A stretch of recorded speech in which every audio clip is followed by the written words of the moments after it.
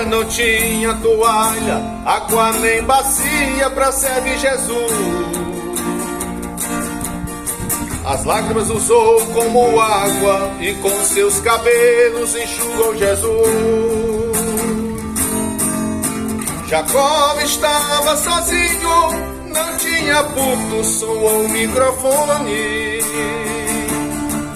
mas pegando uma pedra ele ergueu, ungindo com óleo fez um culto a Deus. O verdadeiro adorador não precisa de condição, sempre acha um jeito de expressar sua gratidão. Não dá desculpas pra servir, nem seu ofício transferir. Aos tais assim Jesus está a procurar.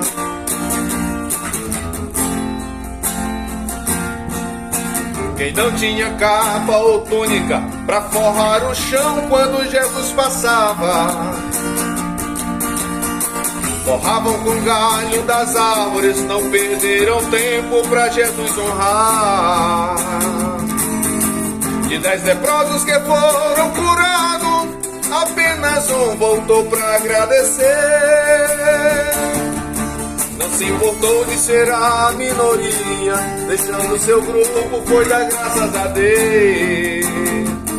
O verdadeiro adorador não precisa de condição, sempre acha um jeito de expressar sua gratidão.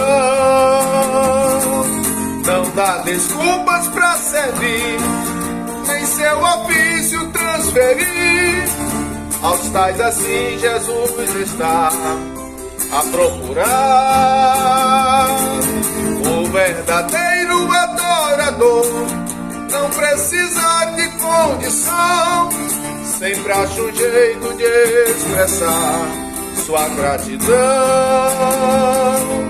Não dá desculpas pra servir, nem seu ofício transferir. Aos tais assim Jesus está a procurar.